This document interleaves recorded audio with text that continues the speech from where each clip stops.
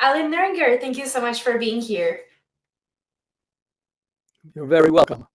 Happy to be here.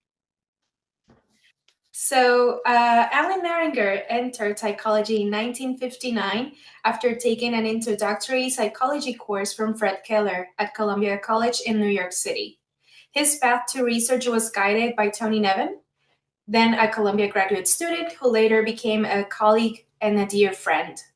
He did his graduate training at Harvard University, where he learned mainly from his fellow graduate students, including Howie Racklin, Bill Baum, Peter Killeen, Bill Highline, Ed Fantino, Ben Williams, and Richard Schuster. From 1970 to 2012, Neuringer taught undergraduate students at Reed College in Portland, Oregon, and engaged with them in the wonders of behavioral research. A majority of his publications, most of which since 1982 were devoted to behavioral variability or diversity, were collaborations with his students. He lives with Martha Neuringer in the Coast Range Mountains of Oregon, where he tends to a fruit orchid and a vibrant forest. And I want to have your life already. Sounds very interesting.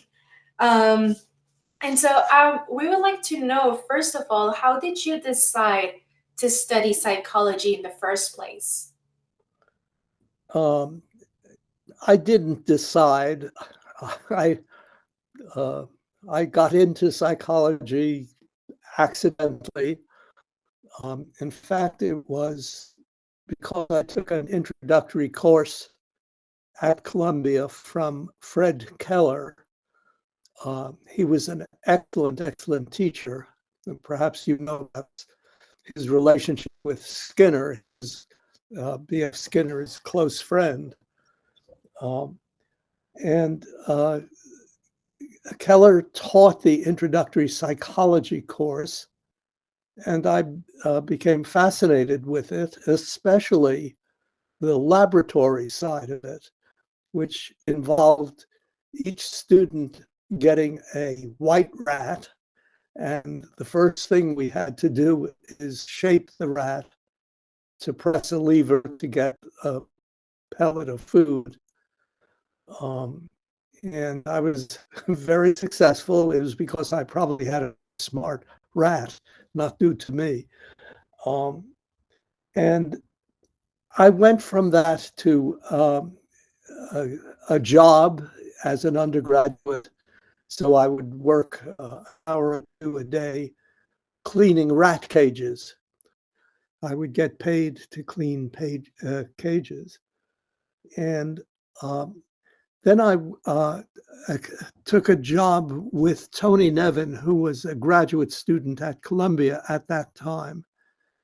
And he took me under wing. He was very kind to me because I knew nothing about programming or electronics. And he basically got me enthused about doing research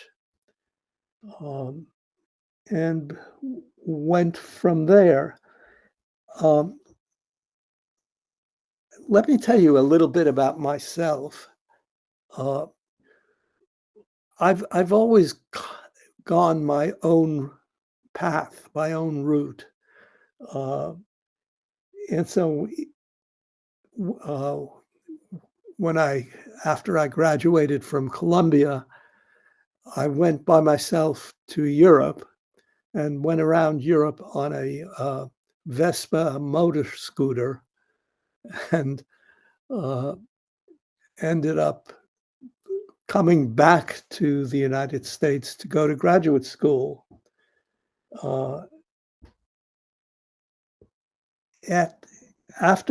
In graduate school, I had the opportunity of interacting with lots of excellent people.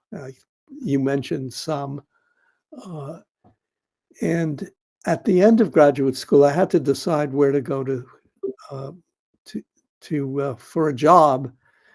And unlike all of my fellow students, I decided I wanted to go to an undergraduate school to teach college students rather than graduate students, and ended up at Reed College in Portland, Oregon, There's a bit of a story about that, because while I was in college at Columbia, one summer I came out with two friends from New York City to Los Angeles. We drove this little car, and they spent the summer in Los Angeles, and I worked as basically a migrant farm laborer going up the West Coast, and I ended up outside of Portland in a little city named Eugene, working for about 6 weeks on this small farm. And although I am from originally New York, I ended up really enjoying what I was doing, that kind of labor. And that, I think, is the reason when a job opened at Reed, I grabbed it. And so spent from 1970 until the mid 2008, something like that, as a teacher in Portland, Oregon.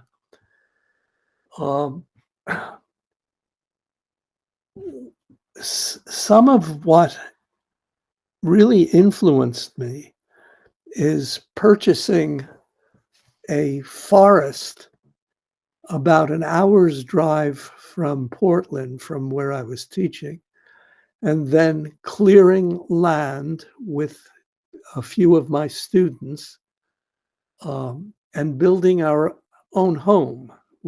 From the ground up. I had no previous experience at all building, and so we learned as we were doing. And I'm speaking right now from that same home, some 50 years later. Martha and I live in the forest, and we grow big, very tall trees, Douglas fir and western red cedar, trees like that. And my research, I think, was influenced by my experiences building a house. And those experiences included learning to persist when things weren't working, learning to continue to strive to try and try again. So let me stop here and turn to you and see if you have any questions about anything I said, or if you want to continue with questions. Go ahead. Now it makes a lot of sense. Living in the forest as a form of variability and persistence, right? But so when you were in college, were there any relevant events to you that kind of, paved your way to behaviorism in particular? Well, I think I mentioned them. I will say it again. That Fred Keller's lectures were fascinating. He was a wonderful teacher, and so if he was teaching chemistry or physics, I might have been a chemistry major or a physics major, but he just he enthused a whole large class of students. I think that's probably the first important thing that turned me to behaviorism. The second important experience in my life was my interactions with Tony Nevin, who is a beautiful person. Unfortunately, he passed away probably 4 years ago now. But so it was personal. The reason I'm a psychologist is because of the people I happen to interact with and respect, and not realizing that that's going to determine my whole career. But these little things influence us in ways we don't quite understand or they choose us. I think pretty much that's why I ended up doing research in behavioral areas. All right. So your research topic is related to the variability of behavior. So you've told us that it's also been influenced by your activity to build your house and everything. And that's impressive. So how did you come to decide or to choose that research topic? It chose me. Here's part. I think a lot of my research begins with observations of my own behaviors and the behaviors of others in my environment. I see people doing things, and that makes me think, well, why are they doing that? And that makes me turn to, well, how could I study that? And so a lot of what I've done, I think, were due to observations. Some of the observations had to do with animals. When I was working, following obtaining a graduate degree, a PhD, I was working in a lab, and in that lab we had a large cage where we had a number of pigeons, and I saw that the pigeons would pair off, so a male and a female, and the female would lay eggs in a little roost area, and then the eggs would hatch, and the mama and papa pigeons would feed the little babies by regurgitating food into their mouths. And I noticed that the babies, eventually, the little squabs, would follow the parents around the cage. It was a large cage. And I wondered, did this lead the babies to learn things that the parents had learned?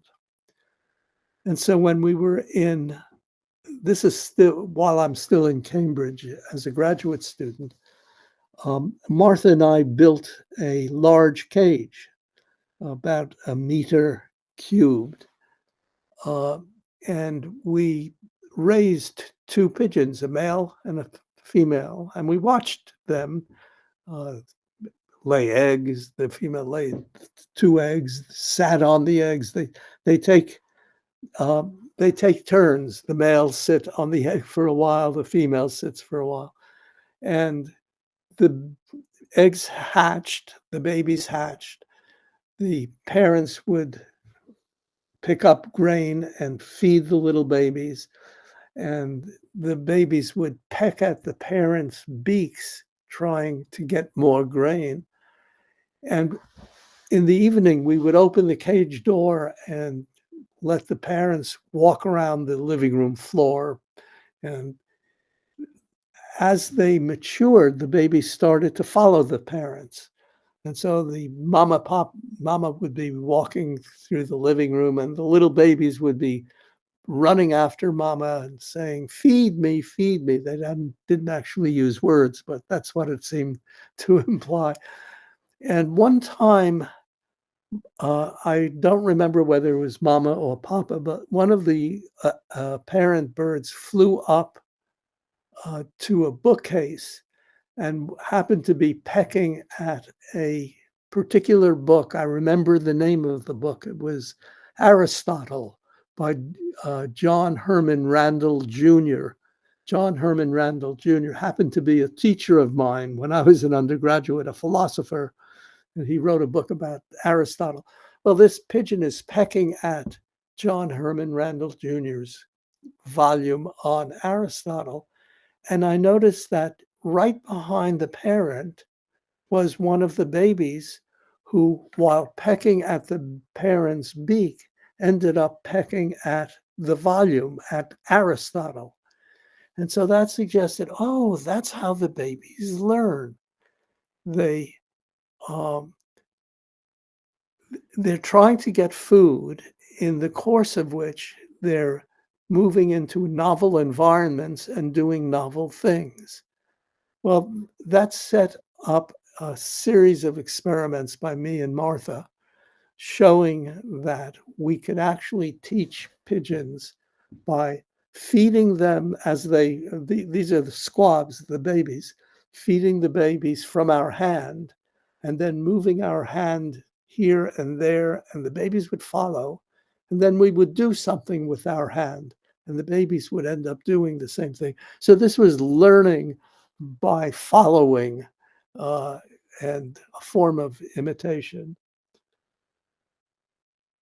So that study came from an observation of pigeons in a cage and seeing how they interacted.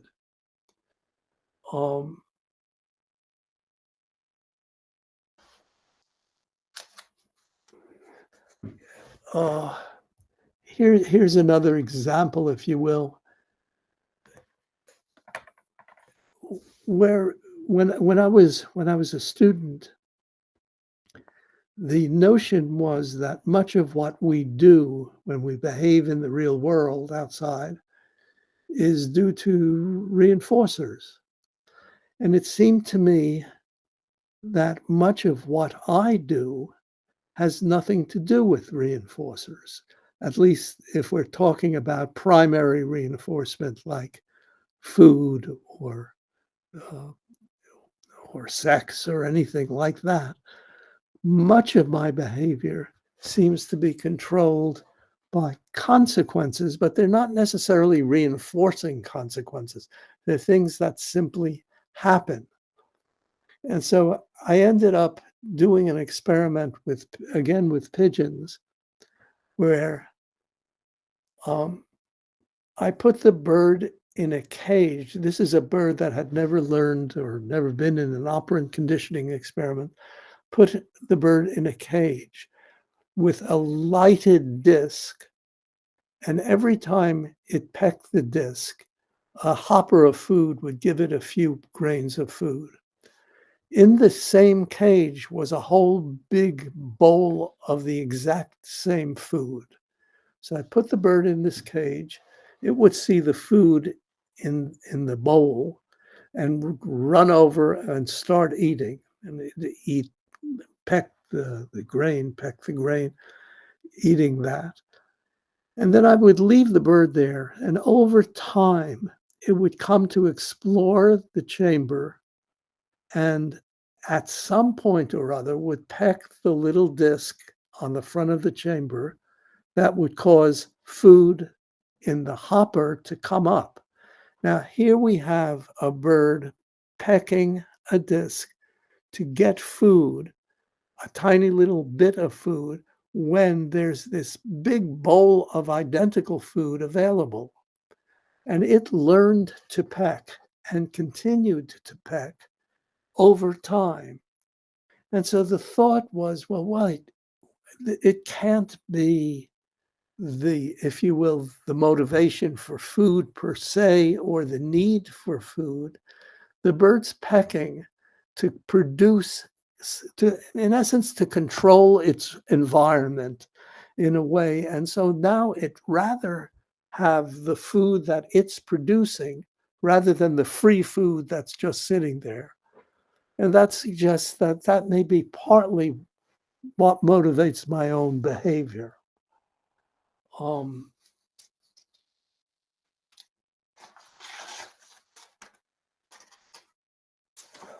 I'm looking for. Okay, most of my research to this today, I think, as you mentioned, is directed at behavioral variability, and I published quite a few papers on that, on the reinforcement of diverse behaviors, reinforcement of variability. And that all started from my observation of my own improvisations on a piano. I am not a great piano player by any means, but I enjoy improvising. I could barely read music, but I could improvise. And the act of improvisation involves variation. And so I would observe myself being pulled to sit at the piano and to just play a few notes of any form and using those notes to generate a whole long series of piano improvisations. And it was those observations which caused me to reinforce rats and pigeons for responding in a way that I could not predict. That is, reinforcing unpredictable behavior. And that caused a lot of thinking on my part. What is the function of unpredictability? Well, one could imagine if you're an animal out there in the jungle, you might want to behave unpredictably so you're not eaten. So a big animal doesn't figure out where you're going and attack you. Unpredictability might help you to discover novel sources of reinforcement, of food, of if going to one spot at first yields nutritious food, but then it disappears. What do you do? Well, there are all kinds of functions of variability. So it makes sense to me that we evolved to vary under certain circumstances and to not vary under other circumstances. So that variability, unpredictability, is an operant. It's just, an operant in the sense of being able to press a lever or peck a key or engage in interaction with one's friends. And this operant is under control of consequences. That has implications because if this variability is, I'll put this in quotes, truly variable, i.e. random-like in terms of the output, that means that there are behaviors that won't be predictable. Behaviors that are not predictable, but behavioral researchers assume the potential for prediction of all behaviors. And so that intrigued me, the notion that at least some of what we do, and in fact, I would think much of what we do, may not be predictable at a certain level. That didn't sit well with many of my colleagues. In fact, I remember giving a talk early in my development of this form of research, giving a talk. I think it was at one of the ABBA meetings, and I'm talking about how you can reinforce unpredictability. And one of my close colleagues from the back of the room calls out, "Oh, come on, Al, you're putting us on," because he found it hard to believe that I'm saying that you could reinforce unpredictability. And so I've had fun arguing with various people about this. Okay, I think I'll stop there and see what you want to ask next. Yes, and that's something I thought that perhaps it was difficult at the time to explain variability as an operant itself, right? Because it might seem kind of the opposite of what was considered to be an operant behavior, right? Yes. But now you know, speaking about that, there's another paper that you also published that I'm sure you got a lot of responses on, and that's humble behaviorism from 1991. So I would like to know, like, what was the goal in that paper, and if you can tell us overall what the idea is, what you wanted to communicate with that paper. Well, that goes back a ways. Um,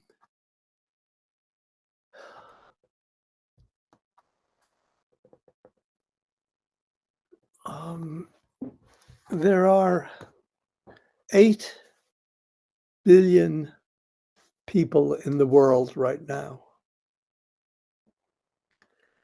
And for any one of us to think we have the critical answers to a problem, I think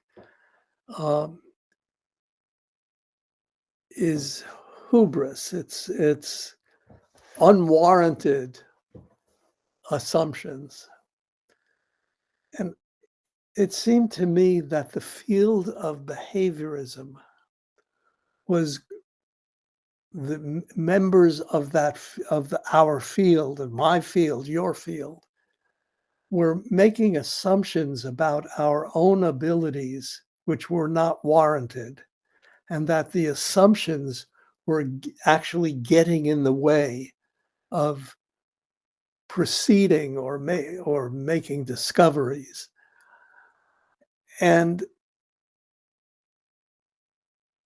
the notion that we are right and the other ways of doing psychology are wrong struck me as being counterproductive. We do things somewhat differently than cognitive psychologists or biological-based psychologists, biology-based. The difference doesn't necessarily imply betterness. It's not that we're necessarily better. We're different. And so what did I hope to accomplish? I'm not sure. I don't know that I thought I could change the world by making people less pushy. You know, it's funny to raise this question right now, given the state of the world in terms of the politics, where in the United States, we have a very pushy president, a new president, who is pushing his own views in a ways that is, I believe, hurting a lot of people. And I think not quite the same thing applies to the field, but I don't know that I don't want to work toward a science or an environment where people are kind of almost viciously pushing their own position.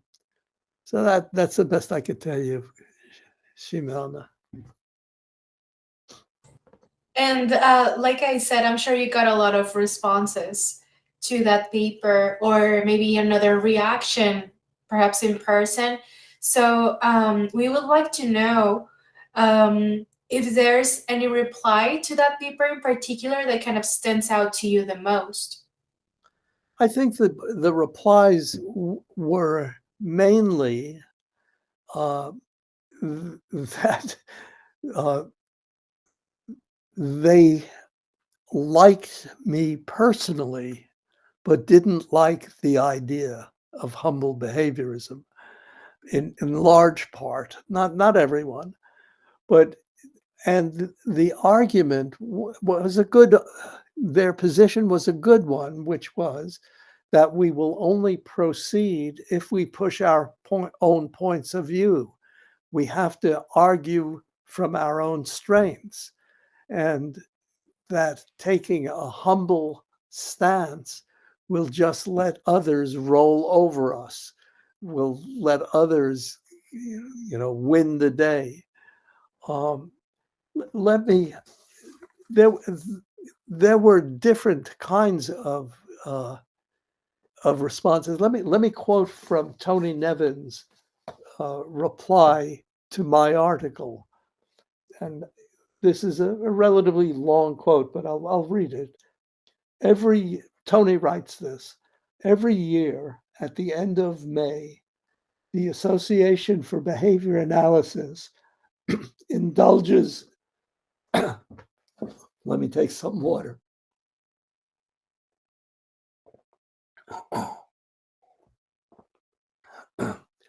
The Association for Behavior Analysis indulges itself in an orgy of self-adulation, in an endless series of talks and symposia. We tell ourselves that we do science the right way. We do science the right way. We solve problems effectively. We analyze issues clearly because our vocabulary is pure, and we are not misled by pseudo-explanations, unlike psychologists from competing intellectual traditions. And every year, my friend Neuringer and I participate. He characterizes what goes on in these meetings as, this is hubris, not humility. So he's saying that my characterization of the behavioral group is correct. But he then goes on to say that you need some hubris in order to push your point of view. So that characterizes the response. Let me ask you, what do you think of humble behaviorism as an idea? My general idea is more on the side of to be kind of more honest in the limitations of what one study can tell about our phenomenon in general.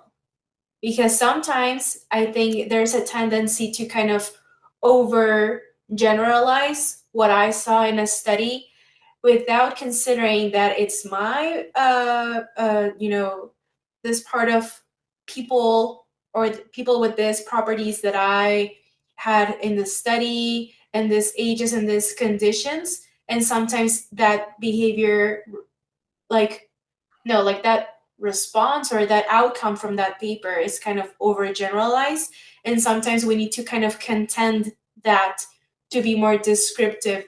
In general, that's what I had as a general idea of the paper. And I'd like to say you just described a position I totally agree with, and you did it well. And so yes, I think the overgeneralization is a real problem.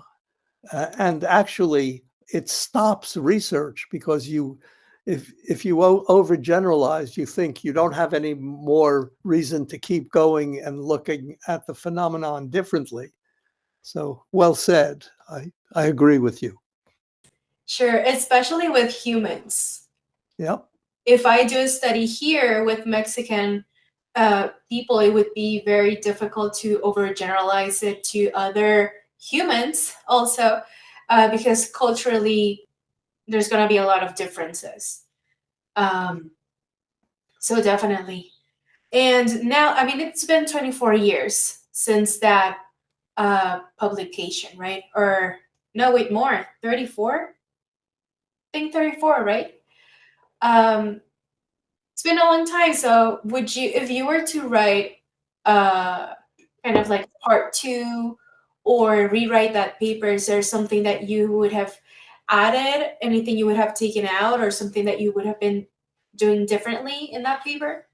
I might bring up different topics. I would want to discuss artificial intelligence as a model of behavior, it strikes me that behavioral researchers should be reading all about AI and trying to see how does that intersect with their views of behavior.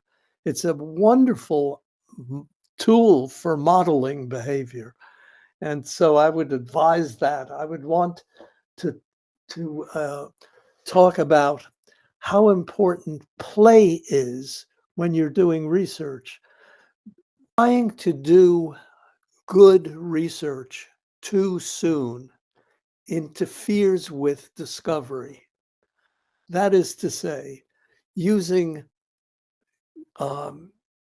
the appropriate procedures that we learn in methods classes, for example, trying to make sure we have all of the appropriate control put into our research designs.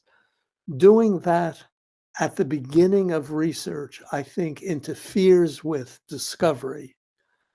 And therefore, I think playing with your research topic, trying different probes, and using your own intuitions without understanding why you have those intuitions, I think these can be very, very helpful. And so in a paper on humble behaviorism, I would emphasize be humble about how to go about doing research. Different people may have very different paths to discovery. And so don't constrain yourself at first. Once you play with your topic, then you think you have some hypotheses which are worth probing, then you could move toward the controlled form of research. So that would be another thing I would want to say in a humble behaviorism paper. I think I would also like to talk about the creation of reinforcement. The way we talk about reinforcers is they're given, but I think we create our own reinforcers. In fact, I think engaging in behaviors becomes the reinforcement for other behaviors. This is not novel to me.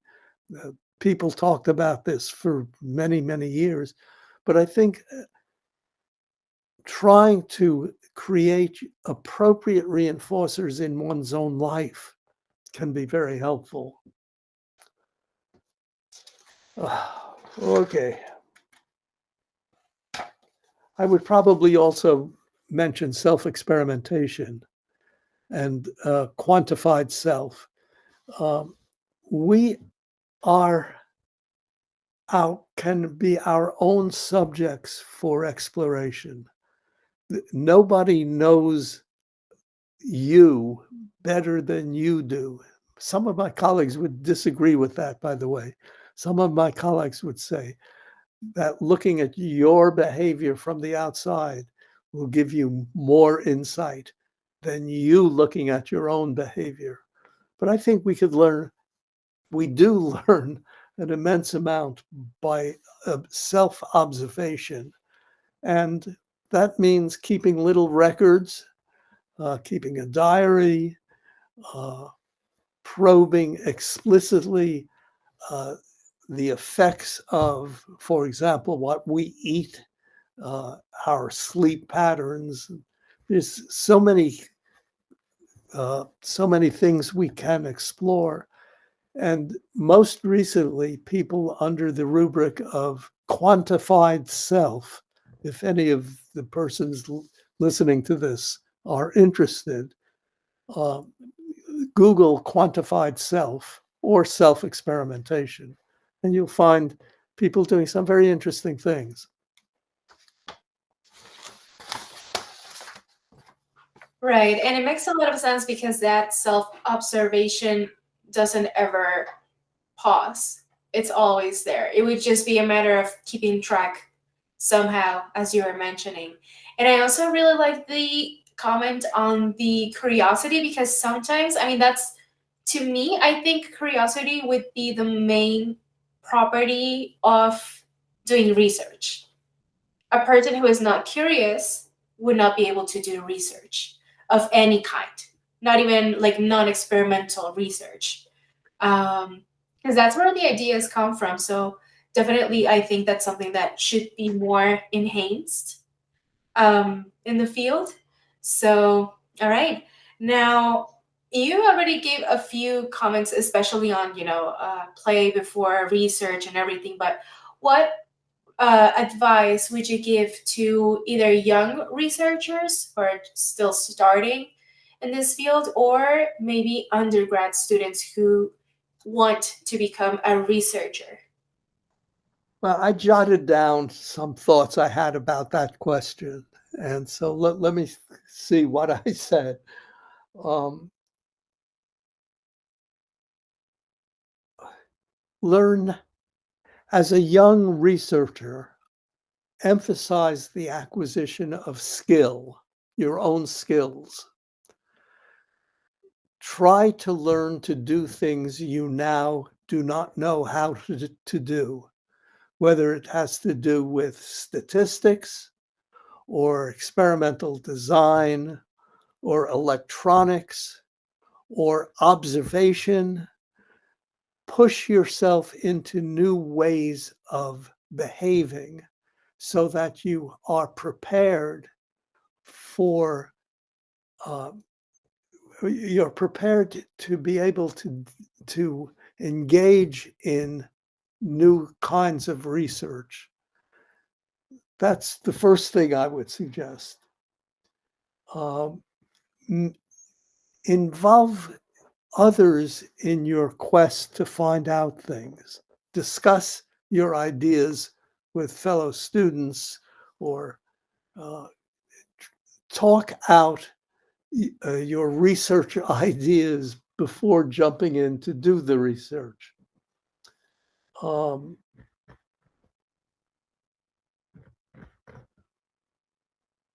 if you're an undergrad, offer yourself to graduate students to help with their research. Get involved, even if it's an hour a week or something like that. Try to interact with others who are doing the kinds of things that you might want to do eventually. Um, Observe behaviors and thoughts. Don't accept um, what you read if it's inconsistent with what you observe. Don't accept the theoretical structures that are put on our observations. Um, Take seriously your private thoughts. Let me go on about privacy for a second. I believe most behaviorists would say that what goes on in our private worlds, our self-statements, our thoughts, our ideas, they may influence our observable behaviors, our overt behaviors. But we don't have to worry about exploring those private ideas because ultimately the private ideas are a function of observable. Now, let me try to say that differently. We engage in behaviors in the real world. Things confront us. They may set up a sequence of private things that you can't see. I may be talking to myself. I may be imaging things. So the things in the real world, in the outside observable world, may set up a string of things that are going on inside us. Those things inside us may lead us to engage in observable behaviors. So we're doing observable behaviors, private events, observable behaviors. Therefore, we don't have to consider the private events because there's a determined string of occurrences. Outside causes inside, which causes outside. If you're a determinist, you don't have to take seriously what's going on inside your head. If you're not a determinist, then you may have to think about, well, the outside causes something to go on inside my head, but that may not be determined by the outside. It might be a probabilistic result of something I experience in the outside. And therefore, the ideas, the private ideas, the thoughts, the images, they have to be studied in themselves in order to be able to predict the ultimate behaviors. Well, what you can do, you or someone who's listening to me might say, yeah, but how do you study the inside? And my response is, I don't know. But that's not the reason to ignore them. It's the reason to keep trying to figure out how best to get at what's going on inside us as a motivator or a stimulator of our overt behaviors. Sorry, I went on much too long about this, but that's what I would tell a young student to take seriously their own private worlds. The other thing I would say, we need help. The world needs help. Each one of us is a miracle. And yet this wonderful miracle that each of us is leading to destruction of our environment, destruction of our fellow animals, humans, and other species. And so realize that each one of us has the potential to contribute to a path to solving the world's problems. We cannot do it ourselves, but we could contribute to a possible solution as we go along. I mentioned the current political scene. Well, it's really worrisome. That should not cause us to give up, but to fight on. So take seriously, each one of you, what you can contribute, even though it's tiny compared to the immenseness of the problem space.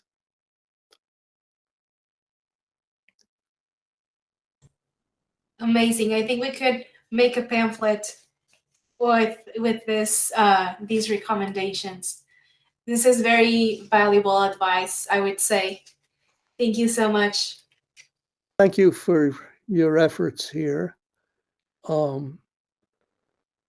would add only that I'm be delighted to interact with anyone who wants to contact me. You could, well, I will say my email is aneuringer, ANEURING at reed.edu. And so feel free to contact me if you have any questions or comments. And good luck to you, Jimena, and to anyone who may be listening to this. Okay? Thank you very much.